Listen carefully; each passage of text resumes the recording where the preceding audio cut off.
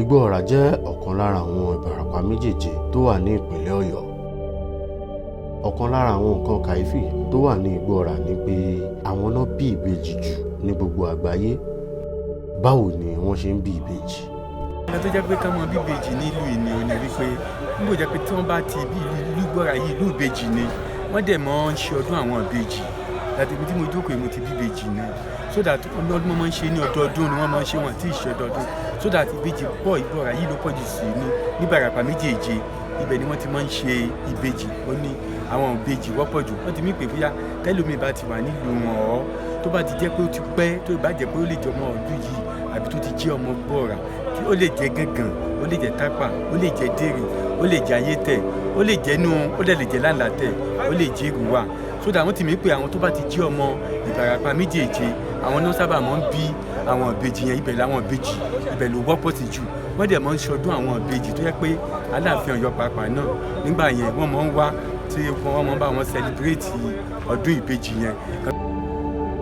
Agídí lẹ máa fi rí ìdílé kan ní Igbo Ora tí wọ́n ní ìbejì ẹyọ kan nínú agboolé wọn. Tòbọ̀ ẹ̀yin ò kí ń ṣọmọ ìlú yìí kí lẹ̀ ń ṣe tẹ́ fi ọmọ Ìbàdàn ní kí lẹ wá ṣe tẹ́yìn náà fi bíbejì nílùú yìí. Ọdún ìbí ni mò ń gbé ìyàwó mi ọmọ ọdún yìí ni mo pàdé ẹ̀ ní skul ni nígbà mo dẹ̀ pàdé ẹ̀ ní skul mo dẹ̀ fẹ́ nígbà tí mo dẹ̀ fẹ́ tá a ṣe márèjì ní December 4 2019 a ṣe márèjì ní Catholic Church but unfortunately ó di December 4 ìyẹn 2020 ó kú nígbà tó dẹ̀ ṣaláìsí àwọn ọmọ yẹn wọ́n dẹ̀ ṣèwádìí sí àwọn Catholic Church tó wà ní kí ni wọ́n ti ń pè ní Our Lady of Fatima Òṣogbo àwọn ló ń tẹ́kẹ̀ àwọn ní ìsìn tó bá di May 19 wọn akọ́dún méjì ibẹ̀ ni wọ́n wà lọ́dọ̀ àwọn sista Catholic Church lèmi náà dẹ̀ lọ dáàdì wọn náà ọmọ Igbo Ora níyà wọn náà ọmọ Igbo Ora. Àwọn aráàlú nígbàgbọ́ pé ìlàsà táwọn máa fi ń jẹ àmàlà dúdú òun ló máa ń jẹ́ káwọn bí ìbejì. bọ̀ ṣó ní nǹkan kan téèyàn máa ṣe téèyàn máa fi bí ìbejì. Ọlọ́run ló máa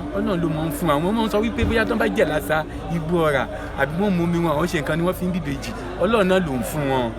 orí ọ̀fẹ́ Ọlọ́run ni wọ́n rí gbà lọ́lọ́run fi ń fún wọn òun náà wọ́n dẹ̀ fi mọ́ ṣọdún ìbejì ní ìbàràpá méjèèjì ń bíbá yìí.